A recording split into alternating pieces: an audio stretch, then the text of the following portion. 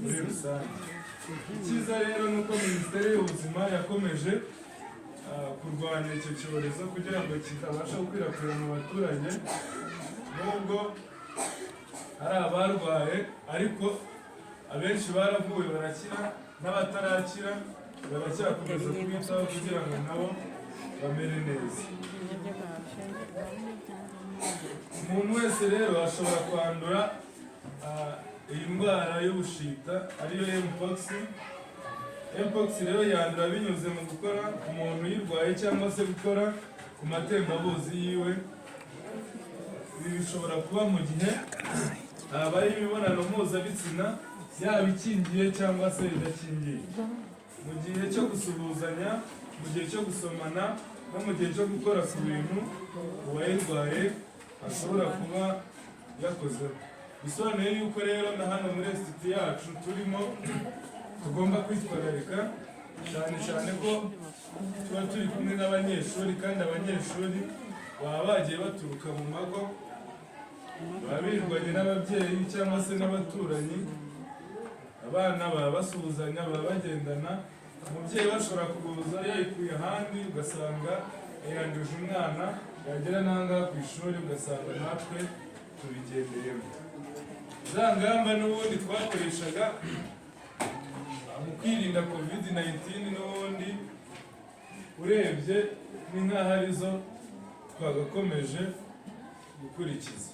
Bisobanuye ko hano tugomba kuba dufite amazi n'isabune kugira ngo buri muntu wese abashe koga, hanyuma tukirinda gusuhuzanya cyane kubera ko twabonye yuko yandurira mu matembabuzi y'umuntu uyirwaye. Ibimenyetso byayo rero harimo kugira ibiheri bimeze nk'ubushye bibabaza bituma umuntu ashaka kwishimagura. Ufite ibyo biheri bimutera kubabuka ku mubiri, cyane cyane mu myanya ndangagitsina, mu maso, mu mugongo ndetse no ku birenge. Urumva rero yuko iyi ndwara irakaze cyane kubera yuko uyirwaye, niba wenda ukoze ku muntu uyirwaye akayikwanduza, utangira kugaragaza ibimenyetso nibura hagati y'iminsi 2 n'iminsi 20. Urumva rero umuntu ashobora kuza ayirwaye ukaba wamusuhuza ukayandura kubera yuko nta bimenyetso yagaragaje ariko arayifite, sibyo? Ikindi harimo kugira umuriro mwinshi ugera kuri °C 38.9, hakabamo kubyimba munsi y'amatwi, hakabamo kubabara umutwe bikabije, kubabara umugongo ndetse n'imikaya, kugira inturuguni cyangwa se amasazi.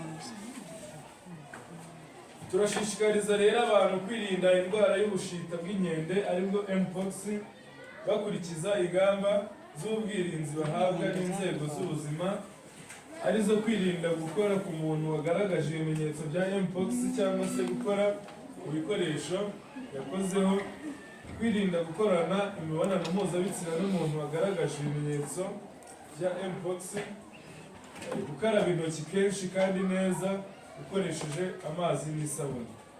Mu gihe ugaragaje kimwe muri ibyo bimenyetso byinshi bya mpox cyangwa se hari uwo ubibonyeho, ihutire kugana ikigo nderabuzima kikwegereye, tanga amakuru ku nzego z'ubuzima cyangwa se iz'ubuyobozi zikwegereye, umenyekanishe abo mwahuye ukeka ko baba barayanduye. Minisiteri y'Ubuzima rero irahumuriza abantu bose ibamenyesha ko yashyizeho ingamba zo gukumira mpox. Ibikorwa by'igenzura n'iby'ubuvuzi birakomeje. Ingendo zituruka hanze y'u Rwanda ndetse n'izikorerwa imbere mu gihugu zo zirakomeje nk'uko bisanzwe, kuko hashyizweho amabwiriza ajyanye no kwirinda abaturage ndetse n'abashyitsi binjira mu gihugu. Urumva rero yuko minisiteri yadutekerejeho cyane kugira ngo tutazagenda nk'uko byagenze. Biradusaba rero twebwe ubwacu kubigira ibyacu, tugashyiramo ingufu tukabyirinda kugira ngo tutazava tukongera tugasubizwa mu kato. Byaba bibabaje kubera yuko covid-19 nayo ubwayo yadusigiye isomo rero twumva ko tugomba gukomeza kwirinda. Bibaye byiza za kandagira ukarabe zacu ahandi twongeraga twakongera tukabisubizaho kugira ngo n'abana binjiye babanze boge bagabanye ama-infection yayo. Sinzi niba hari umuntu ufite ikibazo, igitekerezo cyangwa se inyunganizi kuri iyi ndwara ya mpox. Ugifite kukibaza nta kibazo. Akoze hari indwara twari dusanzwe tuzi y'ubushita cyangwa se y'ibiheri bisanzwe, itandukanye n'iyo ya mpox. Murakoze cyane, wagira ikibazo cyiza. Ni ukuvuga ngo hari indwara n'ubundi y'ubushita cyangwa se y'ibiheri bisanzwe. Urugero wenda navuga hari ibyo bita ibihara. Ibihara si mubizi? Noneho ushobora kubikonfyuzinga hagati y'ibihara ndetse na mpox, ariko urebye neza biratandukanye. Ni ukuvuga ngo twabonye yuko mpox ukuntu ifata uzana ibiheri ku mubiri, ariko ibyo biheri bikaba bimeze nk'ubushye. Turi kumvikana? Ukaba wabyimba mu maso, mu myanya ndangagitsina, ku maboko ndetse no ku birenge. Ariko noneho ibihara by'ukuntu bifata, ibihara byo uzana ibiheri ku mubiri, ariko ibyo biheri byo biba bitutitse n'utuzi ku buryo giturika, cyaturika ahantu giturikiye n'ubundi hagahita haza utundi duheri. Byo biba bimeze nk'utuzi, biba bitutitse mu tuzi. Ariko mpox yo biba bimeze nk'aho nyine ari nk'ikintu cyakokeje, biba bimeze nk'ubushye mbega muri rusange. Ahantu rero niho bitandukanye, ariko ibimenyetso n'ubundi byenda gusa, kubera yuko ari umuriro urawugira, kwishimagura, kuba wazana ubuturugunyu mu kwaha.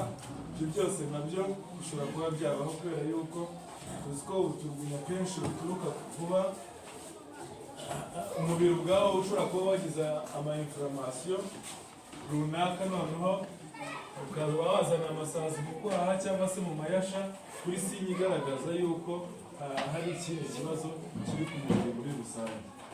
Sinzi niba hari ikindi kibazo gihari. N'umuntu ufite ikindi kibazo yabaza.